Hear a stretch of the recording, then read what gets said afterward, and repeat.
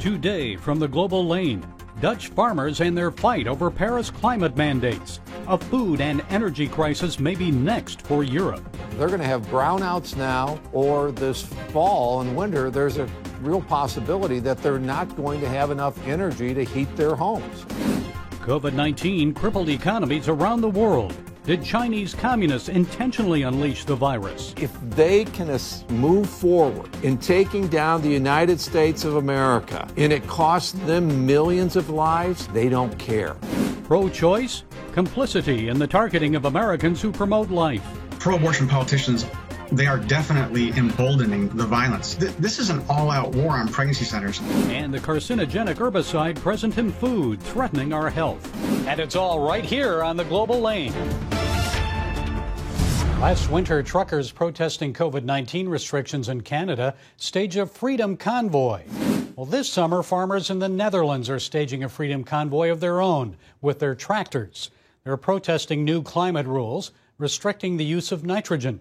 That's a chemical essential to fertilizing their crops. Well, here to discuss this growing farm movement in Europe is a former U.S. ambassador to the Netherlands, former Congressman Peter Hoekstra. Ambassador Hoekstra, it's good to talk with you, and we have several important matters to discuss with you today. But first, what do you make of the Dutch farmers' protest? What do you expect will happen there? Roughly 30 to 50% of the farmers may actually lose their farms. They will lose the freedom to farm. They'll have to go find another occupation. And that will, of course, cause food shortages, right? Well, the Dutch are phenomenal exporters of food. They're the second, third, fourth largest exporter of food globally. This is a country of 17 million people. The Dutch will not experience food shortages, but there may be other parts of the world that will, because this food is going to go away. And these are restrictions that are being put in not necessarily by the Dutch government, but are being imposed on the Dutch by Brussels, by the European Union. Well, how can the Netherlands and the European Union then back off from these climate change regulations without violating the Paris Treaty on Climate Change? Can they do that? Well, they're already starting to violate the Paris Climate Agreement. They became dependent on Russia for their natural gas and fuels. And I think the Germans have just recently announced that they're going to be reopening some of their coal plants. And so they recognize that the goals that in the Paris Climate Agreement are unrealistic, are driving up the cost to their consumers, and going to put them in a position where they're going to have brownouts now, or this fall and winter, there's a real possibility that they're not going to have enough energy to heat their homes. It's going to be a real crisis in Europe.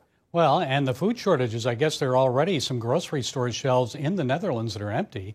So is there a compromise solution? What should be done then to satisfy the farmers, but also those pushing climate restrictions? Anything? Well, the food shortages in the grocery stores right now are because the tractors and the truckers, they're going up to the distribution centers and they're blocking the delivery trucks from making the deliveries. The Dutch always talk about the polder model, where they come together and they reach a consensus. I'm not sure where this one's going to end up. I think the government is pretty much locked in their position that says, we're going to impose these restrictions.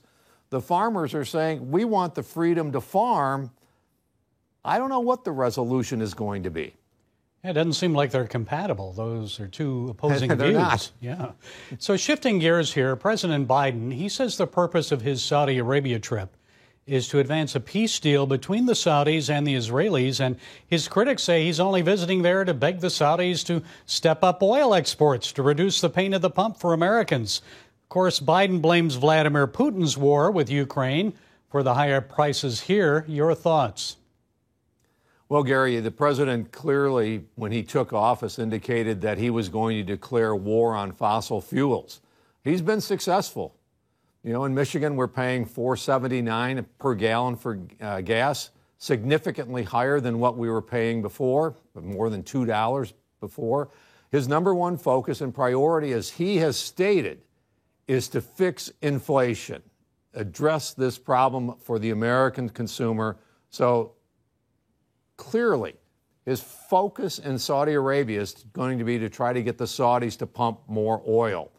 I hope that he's successful in fostering a peace agreement between the Saudis and the Israelis. A number of countries did this with the Abraham Accords. Let's build off of that. You know, this may be the one policy that the Biden administration has embraced from President Trump. It fundamentally changed the Middle East, and let's build on that, and let's go after and limit the potential of Iran, and let's limit their influence in the region. Well, let's talk about that a little more. So what would a Saudi-Israeli peace deal mean for the Middle East, especially those efforts to counter Iran? Well, what it would mean is that we now have 5, 6, 7 countries that would start coming together and recognizing the state of Israel. They would start doing economic business, trade, and engagement with Israel. And you would also then see them come together, hopefully politically, on national security issues, because they have one thing in common. The UAE, Saudi, the Israelis, they all feel threatened by Iran. And hopefully what the result will be is that they will isolate Iran in the region. And already we're seeing Russia and Iran meeting, also with Turkey. We want to talk to you about the origins of the COVID-19 virus and a new report that you helped author suggesting that China deliberately unleashed the virus on the world. And we'll discuss those shocking findings when we come back. COVID-19 origins. A new report by the Center for Security Policy concludes that the virus did not emerge naturally.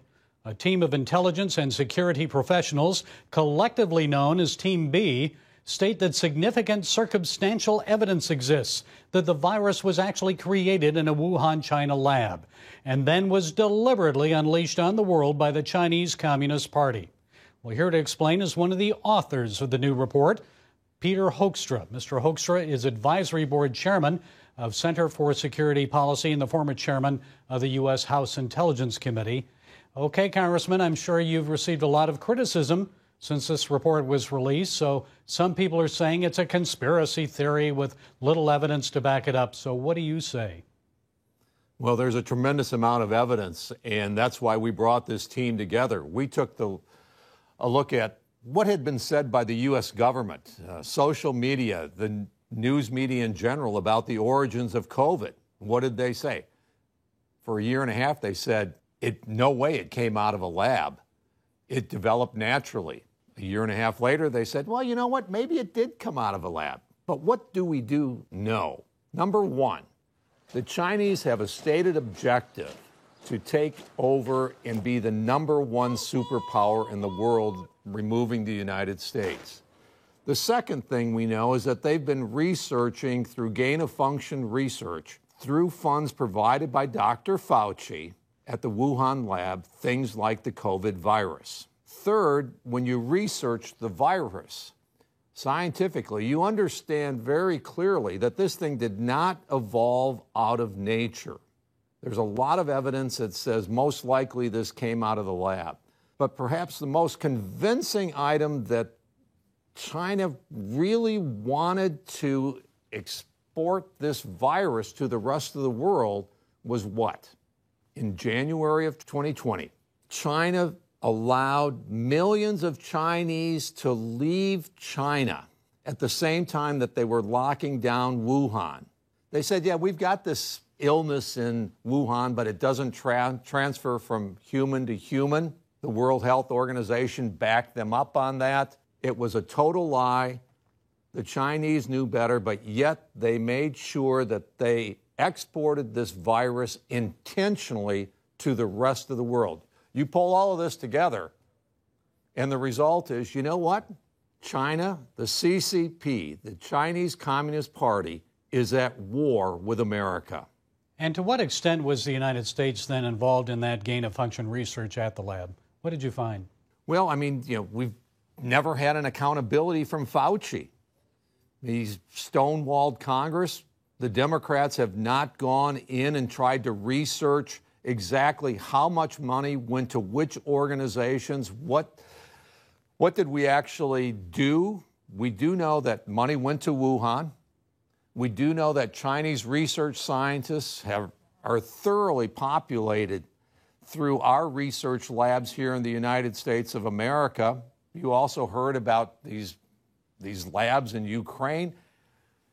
I'm looking forward to a Congress, an intelligence committee that actually does a deep dive into what the United States knew, what leaders in our health facilities knew, when did they know it, and did they actually facilitate or assist the Chinese in this attack against the United States of America?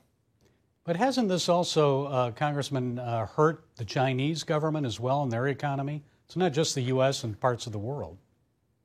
Oh, it sure has. But remember, we have different philosophies. Americans, we value life. We as Christians, we value every single life. You know, in the womb, life is essential and valuable in our way of life, in our society. In China, it's a throwaway. They kill prisoners to harvest organs. You know, they've killed millions through their communist efforts. If they can move forward in taking down the United States of America, and it costs them millions of lives, they don't care. We do. It's cost 1 million American lives at this point. It's wreaked havoc with our economy. We need to get to the bottom of this, and we're going to get to it once we start holding China accountable. Remember, they've never shared information with us. So why isn't the Biden administration then pushing China to allow a thorough investigation? Yeah, that's a great question. Why is China going to see American oil flowing into China? Why are they going to see this president most likely lift a number of tariffs, including on solar panels? Well, we saw the Hong Kong flu in the late 1960s, the SARS epidemic in 2003, bird flu 2006, and most recently COVID-19. So what are the chances that another virus with Chinese origins may be unleashed on the world in the years ahead? This may not be the end. Of course not. It isn't the end. The Chinese, in their writings, their public speeches, they've said that biowarfare is something that they will consider, and it may be something that they will use. From our perspective, this COVID-19 is a test run. As they increase their capabilities, increase their sophistication with bioweapons, who knows where they may go. But we need to recognize the threat is real. The Chinese have used it, and they will use it again. Okay, your findings are detailed in the book, The CCP is at War with America. So where can people get a copy? They can go to ccpatwar.com, and that's where they can get the book. And really, the objective of our effort is to expose this information to the American people, read the information, compare to what you're seeing come from our own government, and you make the determination as to which one you believe and which one creates the most compelling case and most accurately reflects what they've seen over the last 2.5 years.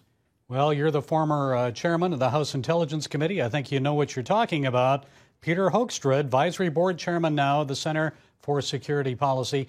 Thank you, Congressman, for providing those insights. We appreciate it. Go Blue. Hey, go Blue, and thank you for having me on, Gary. Supreme Court justices threatened and harassed outside their homes and while dining in restaurants. Pro-life centers and churches firebombed and vandalized. Are U.S. politicians inciting aggressive actions or even violence over the abortion issue? I want to tell you, Gorsuch, I want to tell you, Kavanaugh, you have released the whirlwind, and you will pay the price. Into the streets! Into the streets! Why isn't the FBI and Department of Justice doing more to stop these targeted attacks? Well, Well, our next guest believes pro-abortion politicians are declaring war on Christian pro-life pregnancy centers.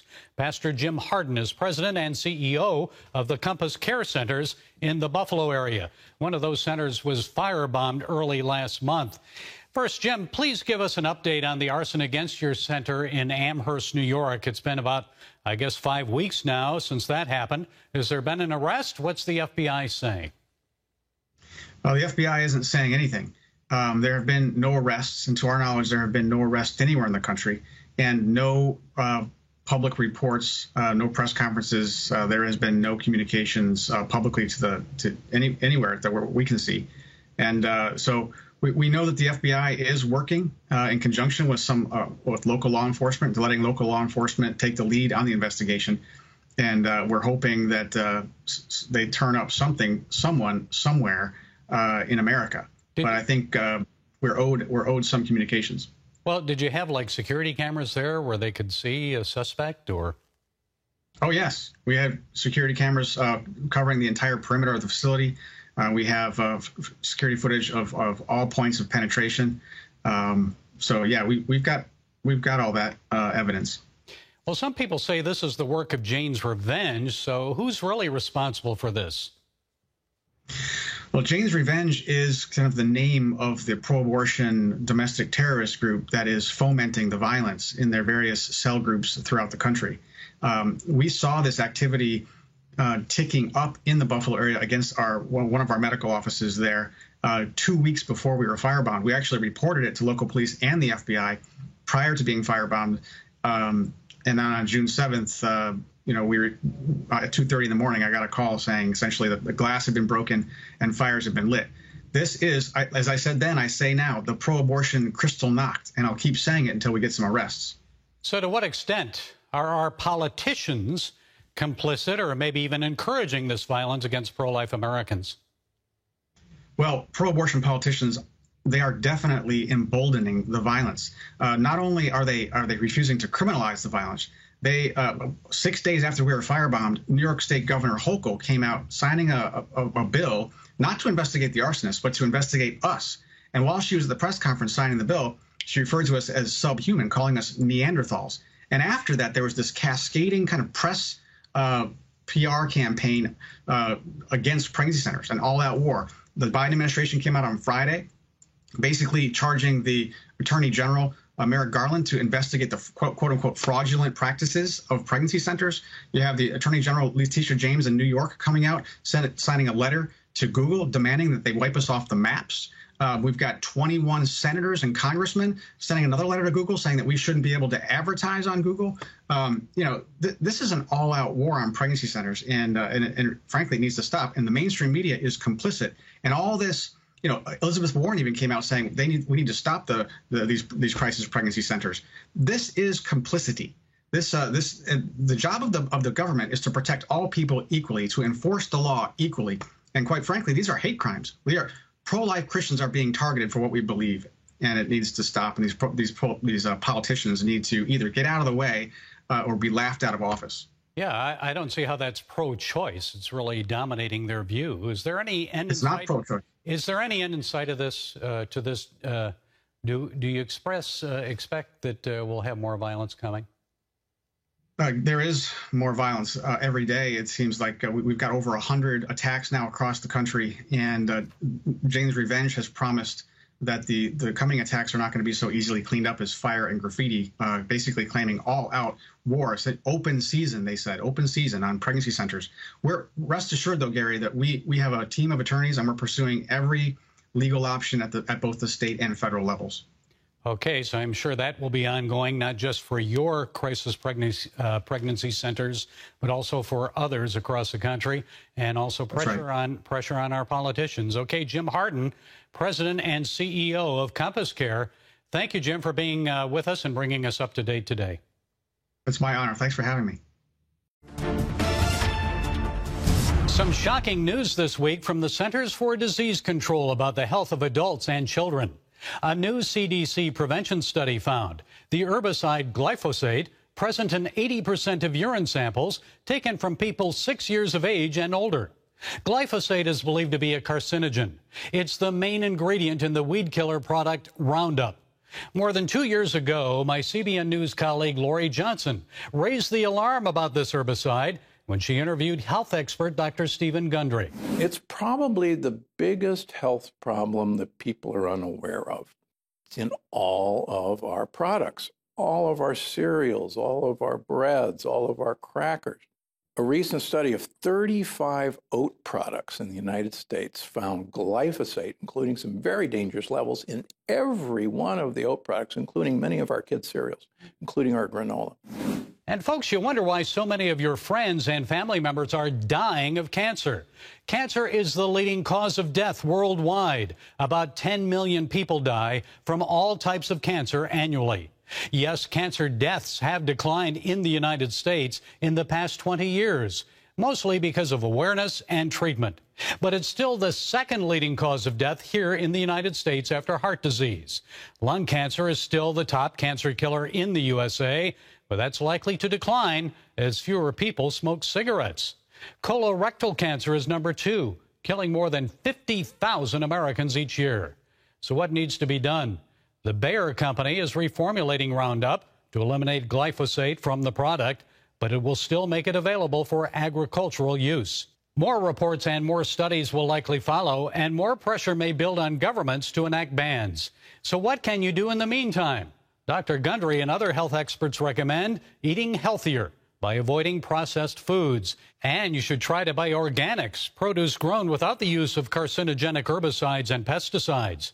But those are too costly, you say? So what price are you willing to pay for life and good health? Well, that's it today from the Global Lane. Be sure to follow us on the CBN News and NRB channels, social media, and our broadcast affiliates. And until next time, be blessed.